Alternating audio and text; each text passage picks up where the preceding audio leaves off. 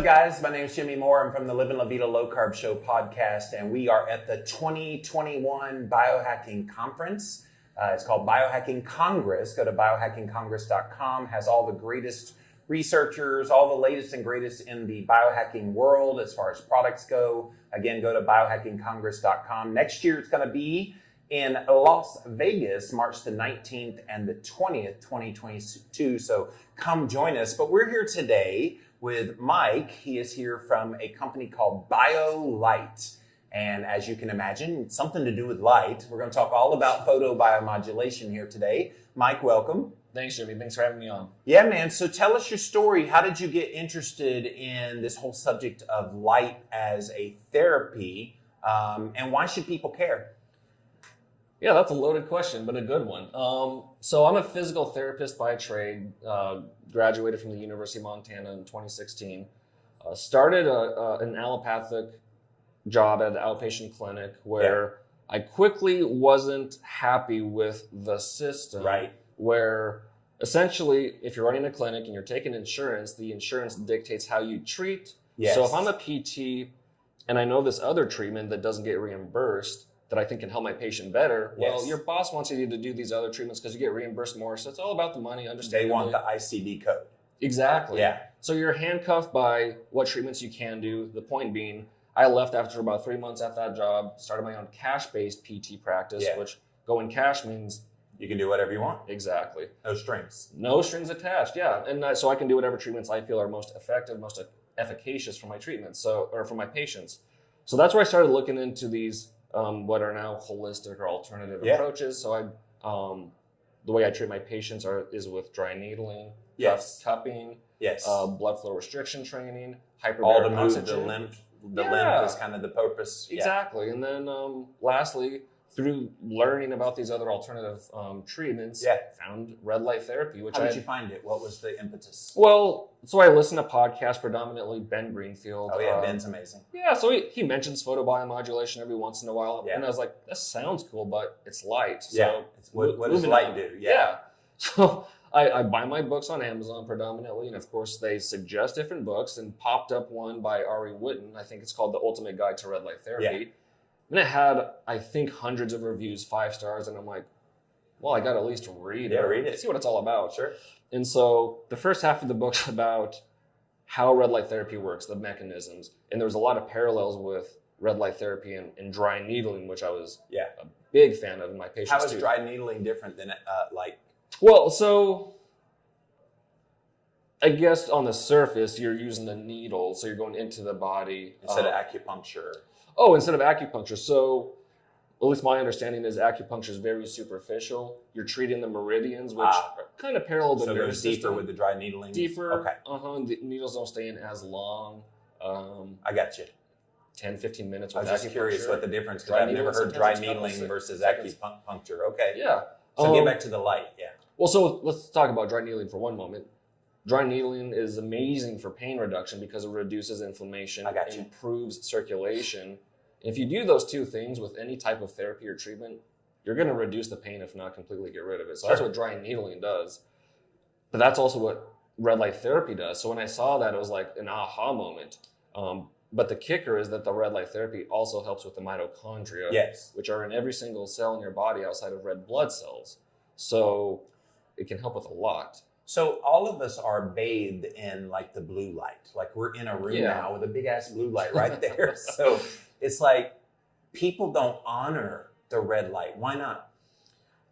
Well, I don't think it's about honoring. I just think we live our modern days and we go about it without, and I did until several years ago, you don't consider your light environment impacting your health.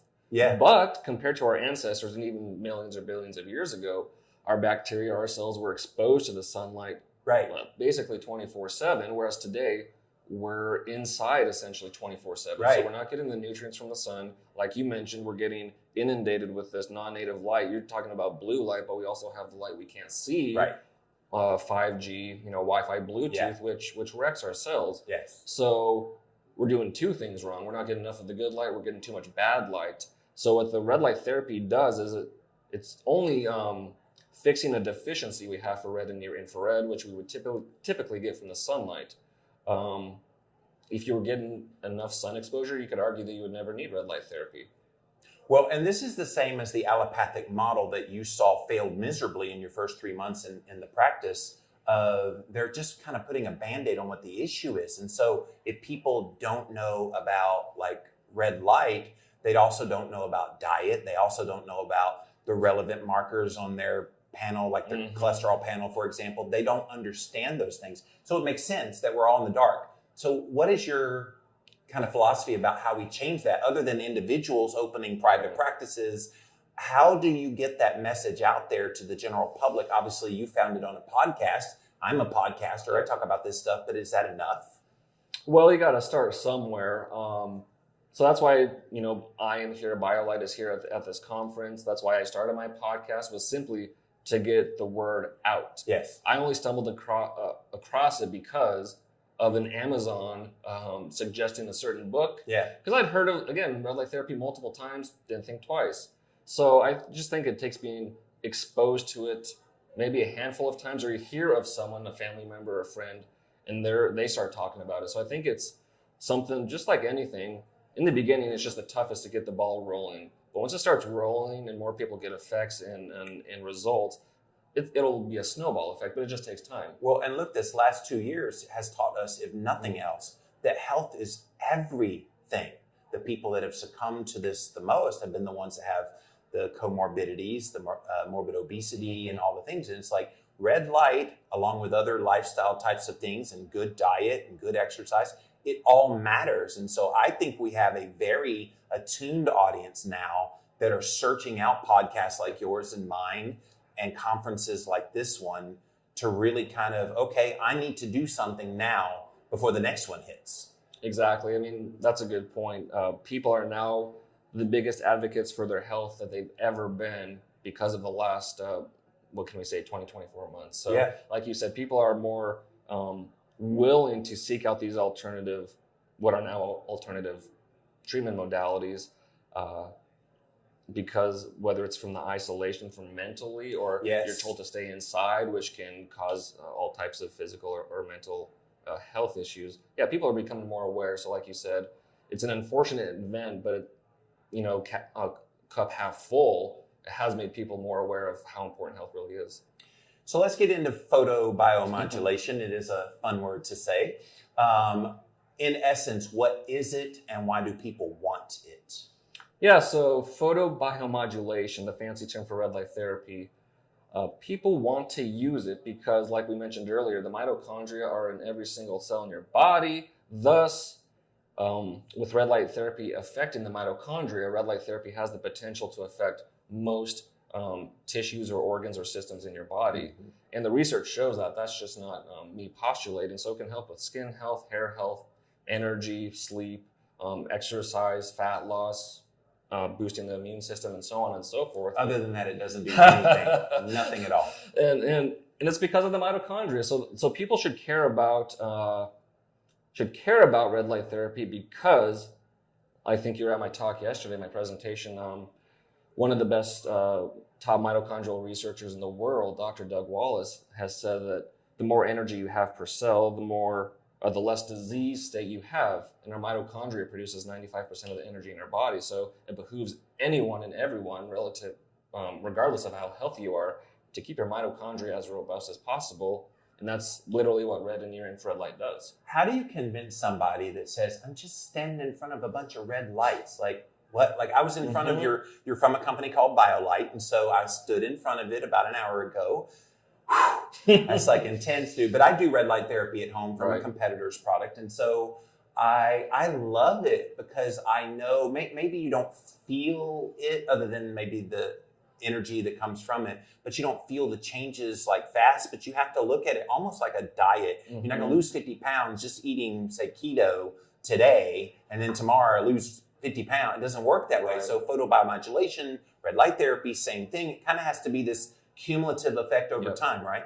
It's a lifestyle habit, just like you said, diet or fasting or proper sleep hygiene, exercise, going out in the sun. Yeah. And that's what I always say. It's like, before you try my technology or anyone's red light therapy, make sure you're taking care of the foundations by getting outside, getting in nature, good nutrition, whatever that is for your Yep. DNA and your health. So, but that's a good question. It does take time. Like you said, it's a cumulative effect. It's more about the long game, but people do respond relatively quickly. You feel energized. Your skin can look less wrinkle or just more healthy within a week or two. And happiness, like pain. You guys noticed that about me. Like, wow, you're really happy. Mood. Yeah. So some things do take longer, but you can see relatively quick results. And look, it's synergistic with all these other health habits that you're doing. So if you're fasting, if you're eating well, if you're exercising, if you're standing in the sun, red light therapy is going to make all those things better, which then helps your sleep, helps your energy, helps your stamina. I mean, there's just so many down regulation effects when you stack all these things on top of one another. I'm currently doing this thing I'm calling Staybatical to 50. So it's 100 days where I'm doing a stacked hacks every day. And it's like making sure I get a walk and then infrared sauna and then red light therapy and then sunshine and cold baths and meditation on down the line. All these things every single day for 100 days, just to kind of see if it moves the needle. And for me, it's been subjective, I guess, is a lot of the things, but like subjective is real. Yep. And so with that, are you doing something different every day, or are you doing like the same stack every day? Same stack every day, sometimes in different order, just kind of play around with it. First I hated the meditation the most because I can't calm my brain, but then I got used to it. That's how you know it's good for you though, right? That's why I got used to it. My favorite has always been the ice bath, but then second favorite's been the red light. Yeah. Because how hard is it to stand in front of a friggin' panel of red lights? And I even play with turning on the infrared aspect and turning on just the red light that you get. Let's distinguish those. What do you get from infrared therapy versus just red light therapy? Because there are very real differences. Yeah, so specific to red light therapy, because red light therapy only uses red and near infrared, whereas saunas use predominantly mid and far. But for red light therapy, the difference between red and near infrared, besides the fact that red is visible and near infrared is invisible, is that red only treats the skin. It doesn't penetrate any deeper. Whereas near infrared penetrates maybe 1.5 to 2 inches. So if you're going to do anything deeper than the skin, like muscle, bones, brain, you want to use near infrared. But also that brings up a good point about the difference between red light therapy and saunas because of the word infrared. Yes. So the mitochondria, again, respond just to red and near infrared, whereas, again, saunas use mostly mid and far. So mid and far penetrate deeper. That's why you get the detox, the nice deep sweat, increased cardiovascular, heat shock proteins. The point being, you shouldn't be choosing one or the other. In a perfect world, like you said, you want to stack things. Red light therapy isn't the end-all, be-all. It's just something to complement other lifestyle habits that you're doing. And it helps with sleep. It helps with stress management. There's just so many good reasons to do it. So I guess it begs the question, is the technology affordable enough that if people wanted to get red light, like what's wrong with just standing out in the sun? Does that not give you red light? I know the answer, but it's a softball for you. Well, I honestly tell people to get sun exposure. Yes. And especially sunrise, sunset. Yes, the different angles. That produces mostly red light. So there's your free red light. Start with that. If you want to dip your toes into the red light therapy technology, then start with a handheld device. Those can be anywhere from, depends where you buy. It could be a cheap one on Amazon for, I don't know, $50, $100, up to a couple $100. So that's a good way to dip your toes.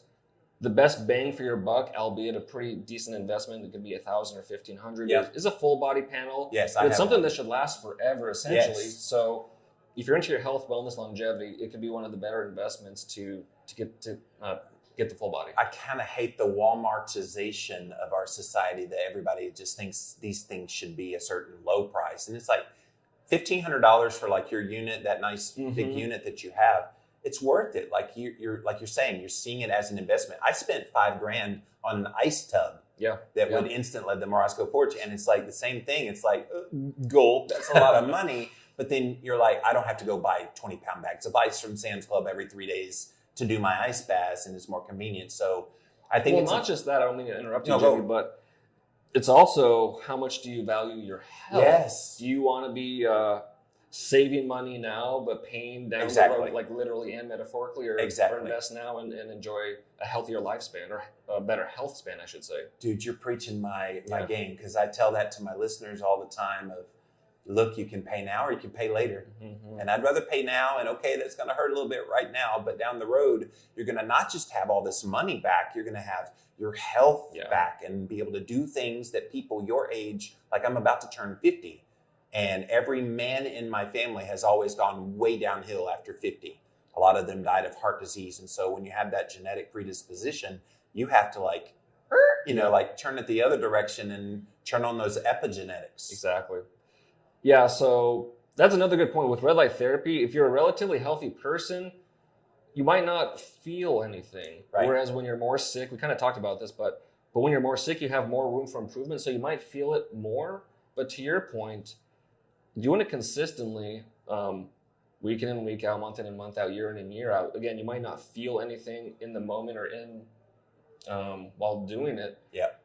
But watch over the decades and look at your counterparts. That's where the proof's going to be in the pudding. Like you were saying, 50 downhill, well, you're going to be doing your job to make sure that doesn't happen. So same thing with most technologies. And most people want to feel something or see something instantaneously. Yes.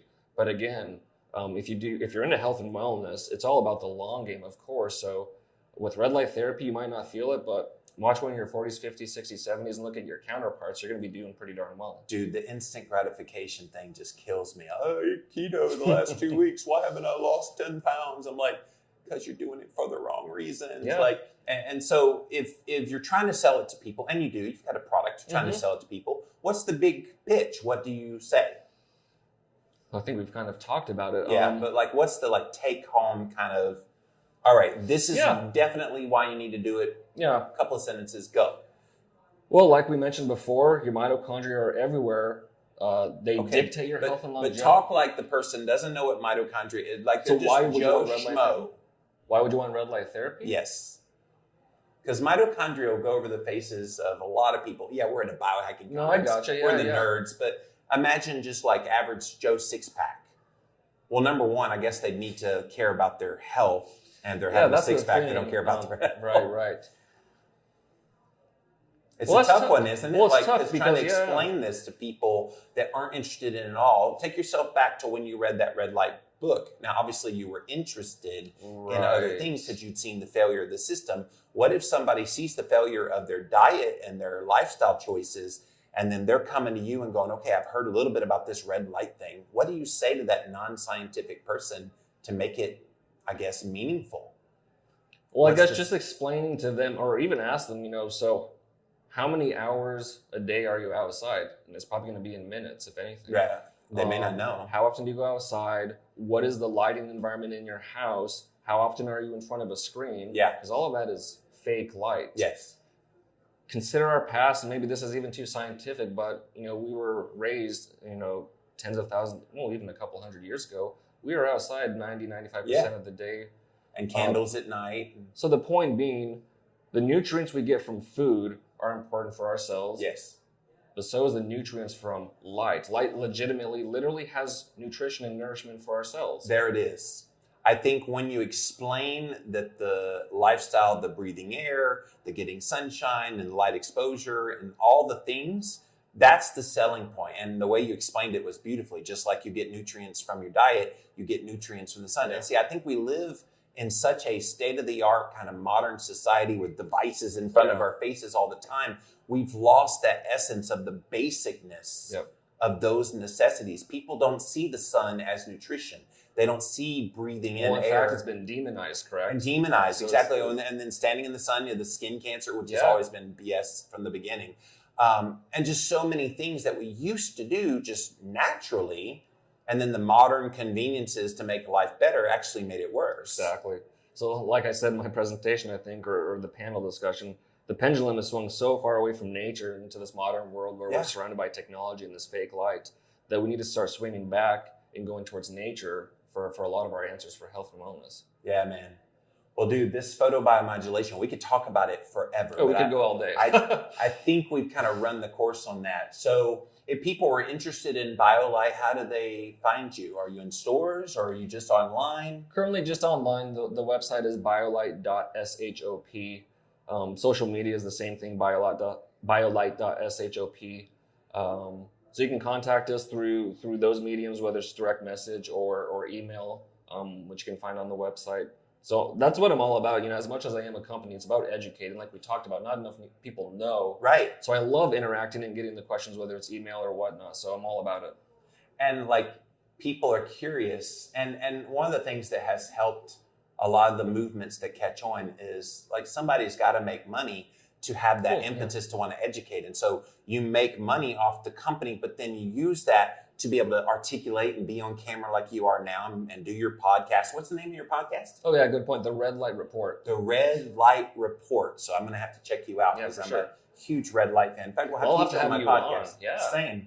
That'll be fun, Jimmy. But thank you, Mike. Appreciate you being here today. And guys, this is the 2021 Biohacking Congress, biohackingcongress.com. Thank you so much for joining us, and we'll see you again next time. Bye, guys.